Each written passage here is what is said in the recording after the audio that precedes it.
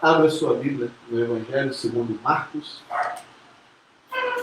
no capítulo 11. Vamos ler o versículo 12, 13 e 14. Amém? Evangelho segundo Marcos, capítulo 11, versículo 12, 13 e 14.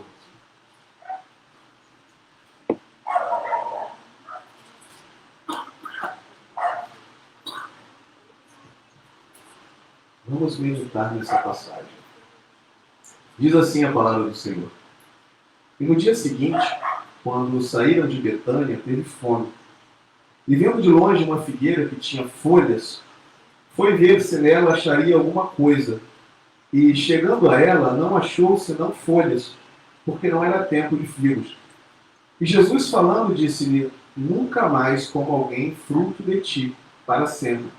E os discípulos ouviram isso. Amém, irmãos? Podem se assentar em nome de Jesus. Como servos de Deus, deve ser algo que sempre está em nossos corações, a necessidade de frutificarmos. Amém? Paulo, na primeira carta aos Coríntios, no capítulo 9, versículo 27, ele diz o seguinte: antes subjugo o meu corpo e o reduzo à servidão, para que, pregando aos outros, eu mesmo não venha de alguma maneira ficar reprovado. Paulo, ele tinha essa preocupação, a preocupação de estar frutificando, de estar gerando frutos para a obra de Deus. E é sobre isso que eu quero meditar nessa manhã, sobre essa figueira que não tinha frutos. Amém? A palavra de Deus nos diz que o Senhor, vendo de longe uma figueira que tinha folhas, foi ver se nela acharia alguma coisa. E chegando a ela, não achou senão folhas, porque não era tempo de figos. E Jesus falando disse à figueira: nunca mais coma alguém frutos de ti. E os discípulos ouviram isso. A primeira coisa que me chama a atenção no texto é que não era uma figueira raquítica, não era uma figueira caidinha, uma figueira murcha. Era uma figueira frondosa, irmãos. Era uma figueira que teve o aparato necessário para crescer. Ela teve o suporte necessário para crescer. Era uma figueira que chamava a atenção de quem olhava. Era uma figueira que, logo podemos crer que ela teve tudo o que era necessário para o seu crescimento. Ela teve um bom solo, amém, irmãos? Ela teve a chuva no tempo certo. Ela teve o sol na quantidade exata, ela teve todas as necessidades delas atendidas. Eu comprei há um tempo atrás um raminho de alecrim e eu coloquei no sol, ele pegou muito sol e secou. Então eu aprendo que se o ambiente não for propício ao crescimento, não adianta. Você pode até ter um raminho de alecrim verdinho, bonitinho, mas ele não vai crescer se você não cuidar dele da forma certa. Para aquela figueira ter alcançado toda essa maravilha que ela alcançou, toda essa glória que ela alcançou, porque devia ser uma figueira bonita à vista, ela teve que ter tudo necessário para ela. De repente, em algum momento, até veio algum vento demasiadamente forte, mas de alguma forma ela foi cuidada, porque ela cresceu.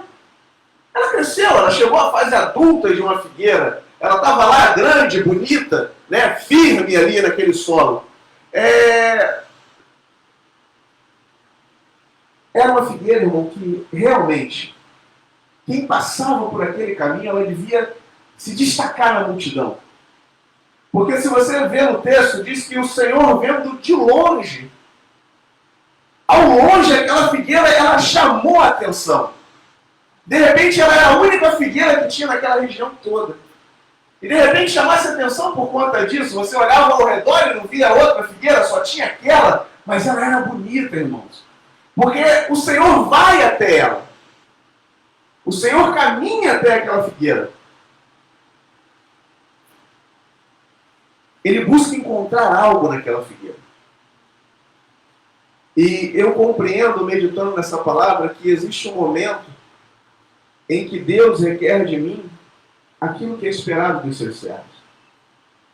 Existe um momento em que Deus ele se achega a ti para ver os frutos que você está dando. Como que está o meu servo? Como que o meu servo está indo nessa caminhada? É como se o Senhor dissesse: tudo o que é necessário para que você produza o fruto, eu providenciei. Porque se pararmos e analisarmos, Senhor, foi Ele que pagou o preço. Amém, irmãos? Nós aprendemos isso. Foi Ele que morreu a minha morte. Ele que pagou o preço para que eu fosse livre. Ele que enviou o Espírito para comunicar que eu sou filho de Deus.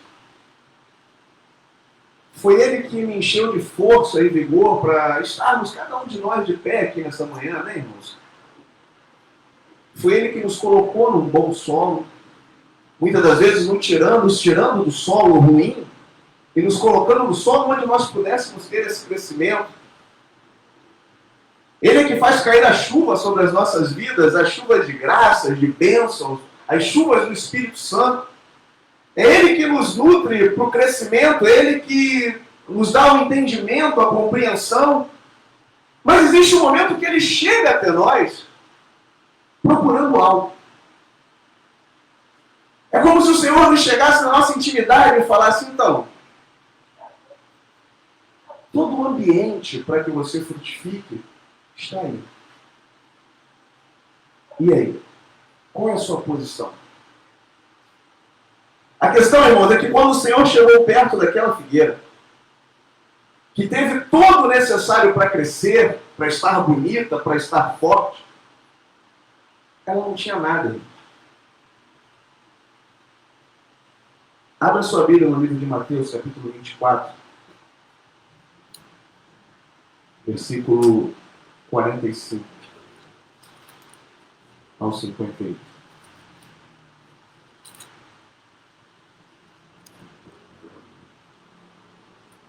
Mateus, capítulo 24, versículo 45 ao 51.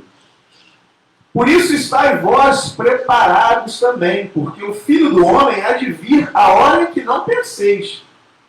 Quem é, pois, o servo fiel e prudente, a quem o seu Senhor constituiu sobre os seus servos, para dar-lhes o sustento a seu tempo?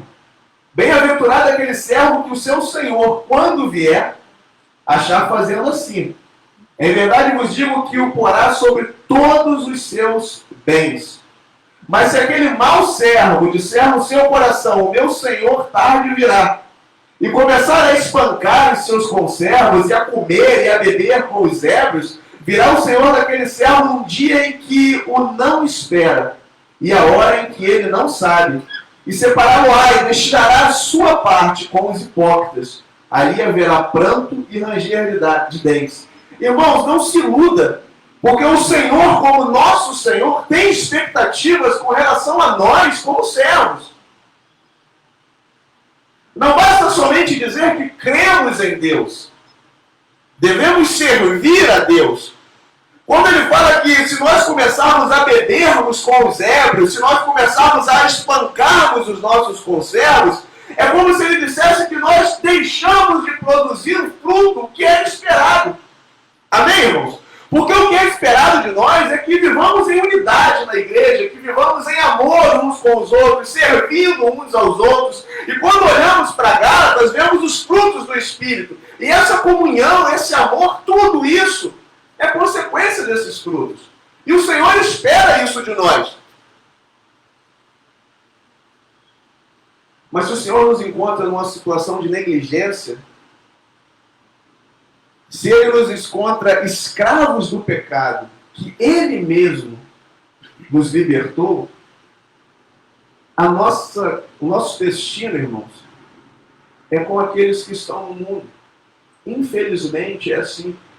Não existe uma outra possibilidade, não existe uma outra... não tem como eu chegar para você e falar assim, não, fica de boa, fica tranquilo, porque a salvação é pela graça, então você não precisa fazer nada, Amém, irmãos? A salvação é pela graça, a salvação me é dada pela graça. Mas essa mesma graça que me é dada me movimenta a fazer a obra de Deus. Me impulsiona a ir daqui para ali, a falar desse amor que eu conheci.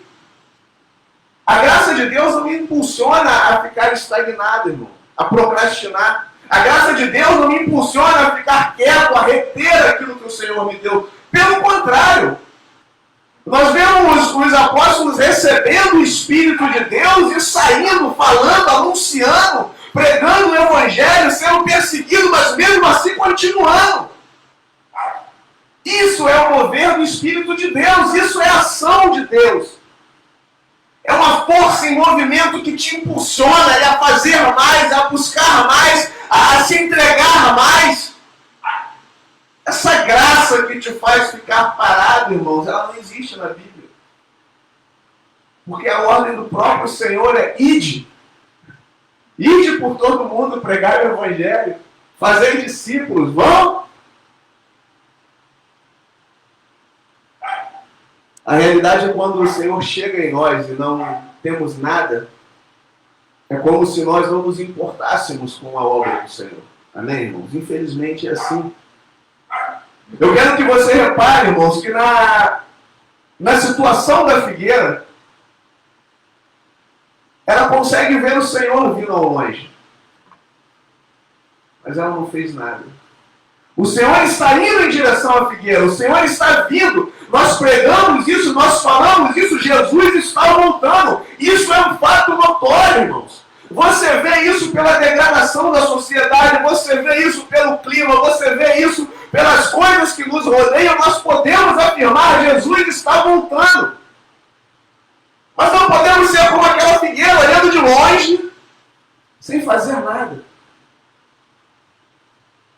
Mas talvez você diga assim: mas irmão, no texto está dizendo bem claro aí, ó, não era tempo de figos. O Senhor é injusto em fazer isso com a figueira. Esperar figos de uma figueira fora do tempo de figos.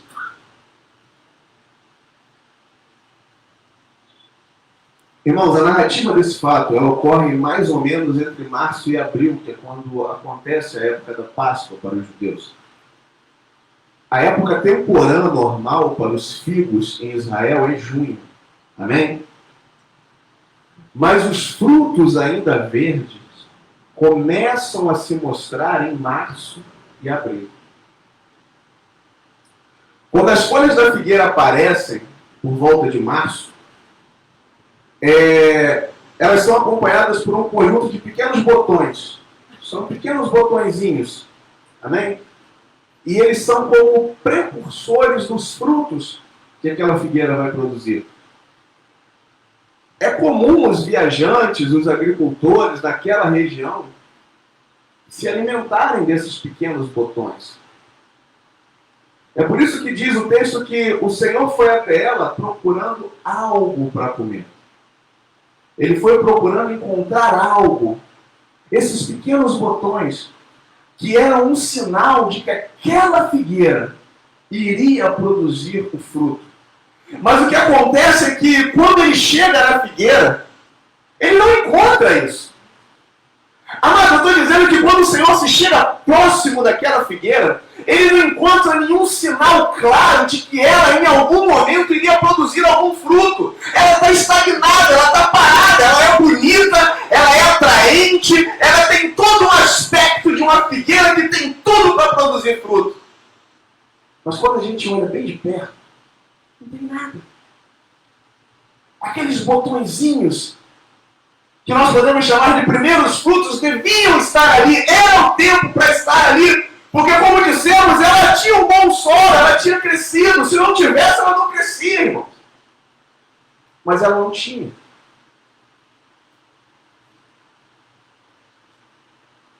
Irmãos, é tempo de termos alguma coisa para apresentar ao nosso Senhor. Não podemos chegar naquele grande dia com as mãos vazias, sem nada diante dele. Não podemos chegar naquele grande dia e fazermos como aquele homem falou: Senhor, olha, está aqui, ó. Tua vida está aqui, ó. Do jeito que o Senhor me deu, está aqui. Ele vai dizer: servo mau. Por que tu não deu porque tinha 10? Por que tu não botou no banco? Por que tu não multiplicou isso? Porque o Senhor tem expectativas conosco, irmãos. Ele tem expectativas conosco. Como um pai tem expectativas com o filho. Todo pai tem expectativa com os filhos. Todo patrão, quando contrata um funcionário, ele tem expectativas com esse funcionário. E o Senhor não é diferente. Ele nos limpou, ele nos lavou, ele nos remiu. Nós estávamos largados, jogados, abandonados. Ele cuidou de nós. tratou com carinho, trouxe para perto, enviou anjos para te guardar. Olha o cuidado, irmãos.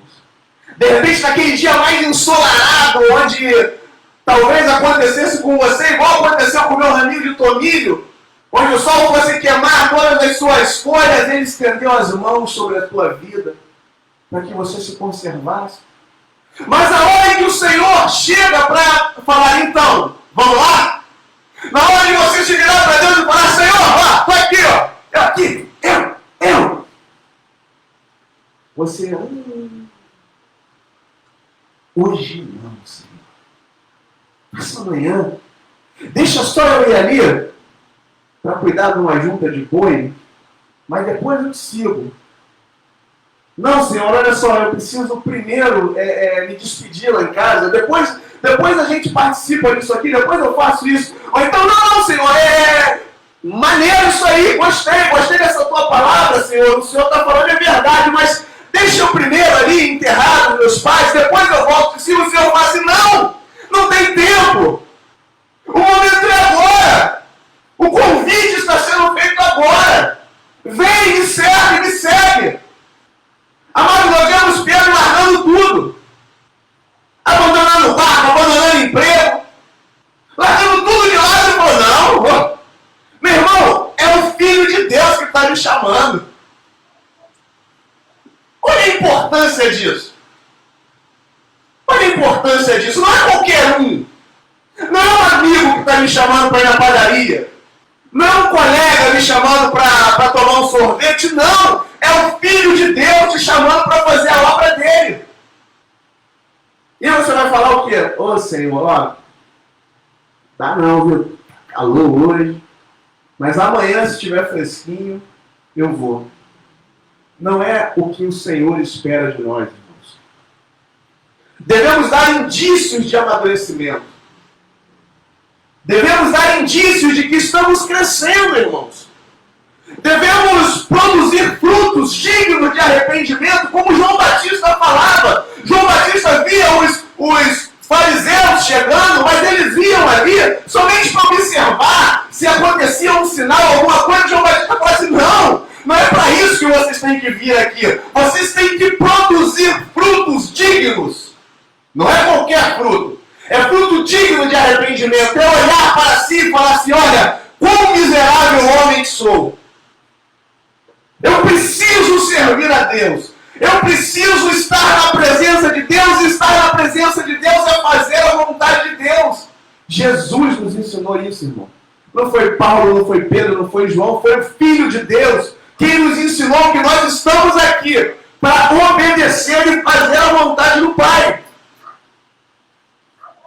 Precisamos mostrar sinais, irmãos, de que estamos aprendendo. É isso que o Senhor queria ver naquela figueira. Ela era bonita, sim. Ela era frondosa, sim. Mas ela devia ter alguma coisa pelo tempo que aquela figueira estava plantada naquela terra. Que nós chamamos de terra santa, não é, irmãos?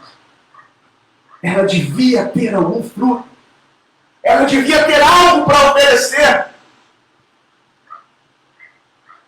Quando nós vemos no livro de Atos, no capítulo 11, versículo 26, nós vemos os discípulos, os apóstolos, sendo chamados pela primeira vez de cristãos.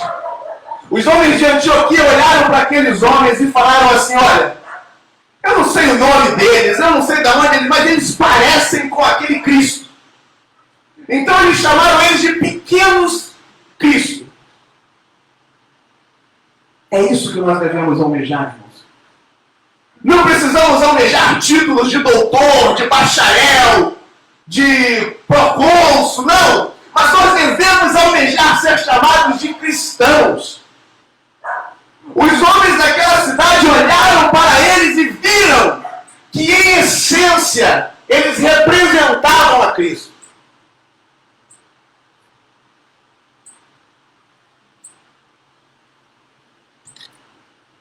Eles seguiam, irmãos, o que o próprio Jesus tinha dito.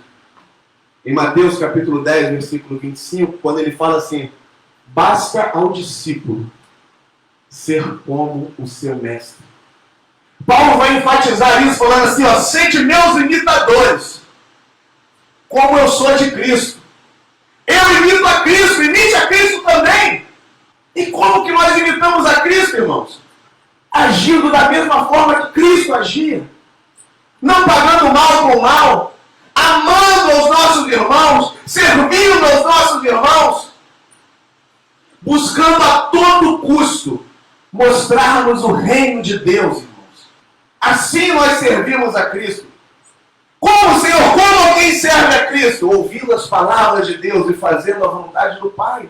E a vontade do Pai é essa, irmãos, que nós venhamos a frutificar. E frutificar muito.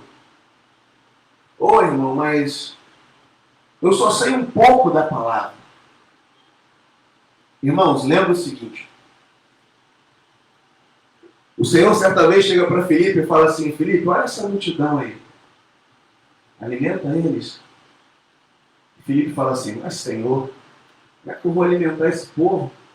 Se eu comprar 300 dinheiro de pão aí, não vai dar para alimentar essa multidão toda, não. Se não me engano, quem chega é Tiago e fala assim: ó, tem um rapaz aí que tem 2 pães, 5 pães e 2 peixes.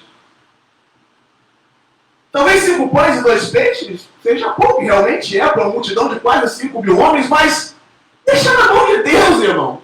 O que eu quero dizer para você é que talvez o seu conhecimento seja pouco, mas não depende de você. Deixa na mão de Deus, deixa Deus agir, deixa Deus te usar, deixa Deus falar através de ti.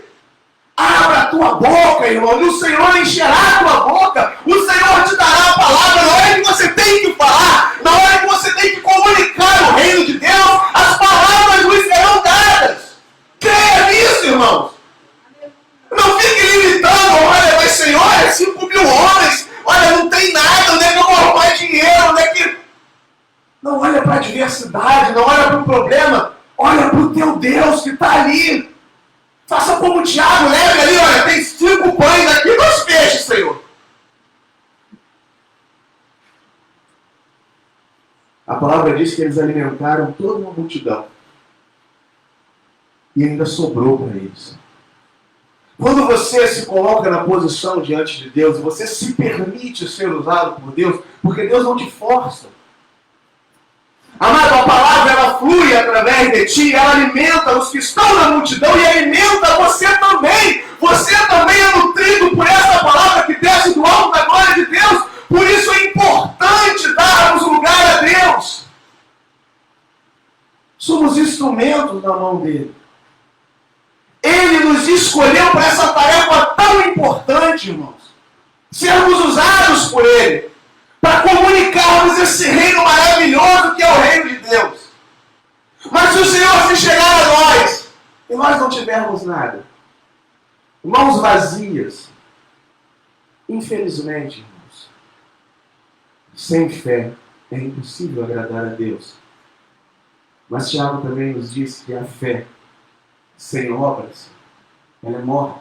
Como nós falamos no início, a graça de Deus é uma graça que nos movimenta, é uma graça que nos impulsiona, que nos faz agir, que nos faz cuidar uns dos outros, que nos faz orar, que nos faz jejuar, que nos impulsiona a lermos a palavra de Deus, que nos impulsiona a falarmos do reino de Deus. Louvado seja o nome do Senhor. A ausência de botões significava 0 fruto, 0 chance. Houve tempo para a figueira, irmãos. Uma figueira não nasce do dia para a noite. Repara que o Senhor teve um ministério, digamos, mais ou menos de 3 anos, 3 anos e meio, né? É um senso comum. Ela teve todo esse tempo para crescer. Ela cresceu, ela germinou, ela tomou porte, ela virou uma árvore. Mas depois de tudo que havia sido feito por ela, irmãos, ela ainda se recusava a dar frutos. E talvez assim esteja a tua vida hoje. Depois de tudo que Deus fez por ti, se entregou naquela cruz, verteu o sangue por amor de ti, você ainda vive uma vida de afastamento de Deus. ainda viva distante do Senhor, ainda viva longe dos caminhos do Senhor, isso também é não dar frutos, irmãos. Porque tanto aqueles que estão na presença de Deus, quanto aqueles que estão longe da presença de Deus, são chamados a frutificar. Porque os que estão já receberam de Deus. E os que estão longe são chamados por Deus para receber. A promessa se estende, irmãos. Quando a rede é lançada, ela traz os peixes. Você faz parte desse mundo. A palavra é pregada, a palavra é anunciada. É para os que estão dentro e para os que estão fora. Porque se eu estou dentro e não frutifico, é a mesma coisa que eu esteja fora. E se eu estiver fora, a condenação também me espera. Porque não pense em você que não haverá um juízo. Abra sua Bíblia no livro de Lucas, capítulo 23.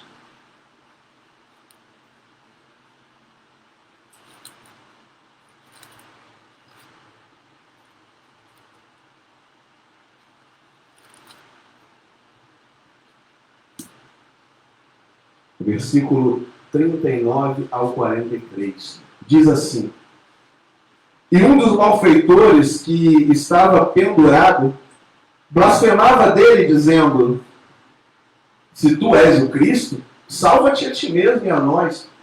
Respondendo, porém, o outro repreendia-o, dizendo: Tu nem ainda temes a Deus, estando na mesma condenação? E nós, na verdade, com justiça, porque recebemos o que os nossos feitos mereciam. Mas este nenhum mal fez. E disse a Jesus: Senhor, lembra-te de mim quando vieres em teu reino. E disse-lhe Jesus: Em verdade te digo que hoje estarás comigo no paraíso.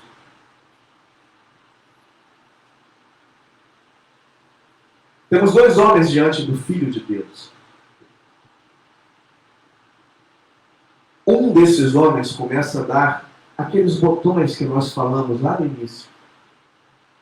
Começa a despontar nele um fruto que mostra a ele, que abre o entendimento dele, mesmo naquela situação de dor e de agonia, porque devia ser, a crucificação, irmãos, além de tudo, era além de algo doloroso, era algo feito para humilhar a pessoa que estava sendo crucificada.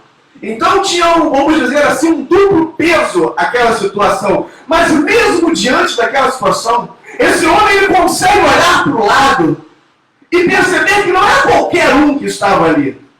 Era o Filho de Deus. E isso vai ter um impacto sobre a vida desse homem. Não a vida terrena, porque ela já estava terminando, mas a vida eterna daquele homem. Ele compreende, repare que ele se volta para Deus com um pedido que não compreendia a existência humana dele, mas se compreendia a eternidade. Mesmo diante de tudo que estava acontecendo, ainda está preso a esse mundo. E fala: livra-nos dessa cruz. Ele queria sair daquela cruz, talvez, para poder continuar fazendo as coisas que fazia antes, mas o outro, ele olha além daquilo. Ele olha para o reino de Deus. E ele fala: Senhor, quando entrares no teu reino, se lembra de mim. Se lembra de mim. Qual é a tua atitude hoje, irmão? Será que você está como aquele homem que olha para Jesus, vê a pregação da palavra de Deus, olha para o Senhor, mas está tão voltado para as coisas desse mundo que é incapaz de se arrepender, de buscar aquilo que realmente importa, de buscar o reino de Deus?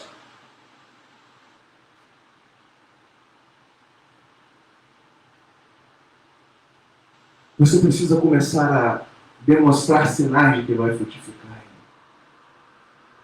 Porque as horas, elas são avançadas.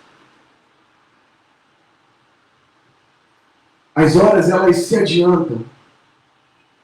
O tempo que existia ontem, o tempo que havia ontem, é menor do que o tempo que nós temos hoje. E se chegarmos até o amanhã, o tempo vai ser ainda menor. Mas ainda há tempo de se arrepender. Ainda há tempo de se voltar para Deus. Ainda há tempo de entregar os caminhos ao Senhor. Confiar nele. E esperar que ele faça o a mais. Aquilo que você não consegue fazer. Não caia na ilusão de, primeiro eu vou me consertar e depois eu vou para a presença de Deus. Irmão, ninguém consegue mudar a si mesmo. O único que consegue mudar a essência, a substância é Deus. Você vai ver isso bem claro quando João fala que o Senhor transformou a água em vinho. É Ele que pode fazer isso. Nós vemos também o Senhor falando com Jeremias: Jeremias, você está vendo ali o oleiro?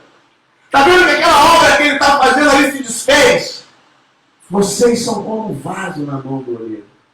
Eu sou esse oleiro. Eu posso moldar. O vaso não pode se moldar sozinho, irmão. Ninguém é capaz de mudar o homem, irmão. Somente Deus. Nem a lei, nem a história, nem a ciência, nada pode modificar o homem. O único que pode modificar o homem é Deus. Porque Deus age no interior. Deus, ele age no profundo. Deus conhece aquele mais profundo do seu coração. E é ali que ele começa a trabalhar. O Espírito de Deus, irmãos, é como água. E o que nós conhecemos da água é que ela ocupa todos os espaços. Se você pega a água e vai enchendo, ela vai ocupando todos os espaços. E é incrível a força que a água tem. Porque ela consegue partir uma rocha. Pode levar tempo, mas ela parte. E ela passa. Esse é o Espírito de Deus agindo no teu coração. Se você não entregar os caminhos ao Senhor, você não vai vivenciar isso. Então entregue os caminhos a Deus. Porque é para isso que nós anunciamos o Evangelho, irmão. Nós não estamos aqui anunciando casa, não estamos aqui anunciando vitória. Estamos aqui anunciando o poder de Deus para transformar vidas. Essa é a pregação do Evangelho, irmão. Nós queremos que você frutifique. Tanto os que estão dentro, quanto os que estão fora. Toda criatura é chamada a glorificar o nome do Senhor, a exaltar o Criador de todas as coisas. Talvez você esteja, irmão, como aquela figueira, frondosa, bonita, aparentando uma saúde perfeita, mas sem ter nada. Distante do caminho do Senhor, afastada. Tão afastada que já nem se reconhece como figueira. Ou, quem sabe, você esteja morna. Porque nós podemos dizer que essa figueira é uma figueira morna. Porque, veja bem, irmãos, ela nem está seca, porque ela não está seca, ela está verde, mas ela não tem fruto. Se ela tivesse seca, a solução era fácil. Estende a mão sobre ela. Ora por ela. Mas ela se encontra num estado de mornidão. Num estado de apostasia, digamos assim. Porque quem olha, de repente, acha que é uma figueira 100%. Mas quem analisa no profundo, vê que ela não tem nada a oferecer. Abra sua Bíblia no livro de Apocalipse, capítulo 13. Capítulo 3, versículo 15 e 16. O Senhor fala assim para a igreja de Laodiceia: conheço as tuas obras, que nem és frio nem quente. Quem dera foras frio ou quente. Quem dera tivesse uma posição. Quem dera você assumisse uma posição e falasse: não, Senhor, eu não quero te servir, ou Senhor, eu estou aqui diante de ti para te servir, mas não, você não assume uma posição. Não, eu gosto de Deus, mas sirva a Deus. Não, eu não quero servir, mas depois, mas eu amo o Senhor. Você ama, faz, irmão. Meu filho ama o Flamengo. Pode estar chuva, pode estar sol, ele assiste o jogo do Flamengo. Isso é amor. Um amor que depende da situação não é um amor verdadeiro. Não é um amor que Deus espera. Assim, porque és morno e não és frio nem quente, vomitar-te-ei da minha boca. É muito sério, irmão. É muito sério. Amado, todos nós vamos comparecer diante de Deus um dia. todos nós vamos comparecer diante do Senhor. Os que estão em Cristo, para a vida eterna. Infelizmente, para os que não estão em Cristo, a condenação eterna. A condenação eterna não é falta de amor de Deus para com o homem. É falta de amor do homem para com Deus. Porque ele dá tempo. Mais de 2000 anos se passaram e a pregação do Evangelho está aí. E você, como aquela figueira parada no meio do caminho, se recusa a dar fruto. Mas quando chegar aquele grande dia, talvez você fale, não! Mas calma aí, Senhor, por que essa condenação? Ele vai te dizer. A palavra foi pregada. O Evangelho foi anunciado. Qual foi a tua atitude? Irmãos, eu não quero que aconteça com você como aconteceu com aquele homem dos talentos. Eu também não quero que aconteça com você como aconteceu com os homens da geração de Noé. Noé não fez aquela arca do dia para a noite, irmãos. A arca não foi construída de uma semana. Uma arca daquele tamanho, pelo que me consta, o primeiro navio construído pelo homem que teve as mesmas proporções da arca de Noé foi o Titanic. E afundou. É uma arca grande. Aquela arca pregava o Evangelho. Ela anunciava que ia vir um juízo, que ia vir uma condenação, mas ninguém creu na pregação. E chegou um dia, e Noé entrou na arca, e a família de Noé entrou na arca, a família de Cristo, o corpo de Cristo, a igreja, ela vai entrar. Não espere para perceber isso quando for tarde demais. Quando você estiver vendo os juízos de Deus, o céu aberto, o Filho de Deus vindo na sua glória, não espere esse momento. Se converta agora, volte para o Senhor agora e comece a frutificar. Eu quero encerrar essa mensagem que está escrito no livro de Apocalipse, ainda no capítulo 3, no versículo 18 ao 22, que diz assim: aconselho-te que de mim compre ouro provado no fogo, para que te enriqueças, e roupas brancas para que te vistas, e não apareça a vergonha da tua nudez, e que unjas os teus olhos com colírios para que veja, irmão. Eu repreendo e castigo a todos quanto amo. Sê, pois, zeloso e arrepende-te. Eis que estou à porta e bato. Se alguém ouvir a minha voz e abrir a porta, entrarei em sua casa, e com ele cearei, e ele comigo. Ao que vencer, lhe concederei que se assente comigo no meu trono, assim como eu venci e me assentei com meu Pai no seu trono. Quem tem ouvidos, ouça o que o Espírito diz à igreja. Esse é o recado do Senhor. Não perca tempo. Frutifique, irmãos. Se volte para Deus, busque a presença de Deus. Buscai ao Senhor enquanto se pode achar. Invocai-o enquanto está perto. E o Senhor está aqui perto de você. O Senhor está falando contigo, te dando a oportunidade. O Senhor está te aconselhando a fugir do castigo vindouro. Olhe em volta. O que você espera desse mundo? Não tem nada. Mas o Senhor está te oferecendo a vida eterna. Louvado seja o nome do Senhor. Coloque-se de pé, irmãos.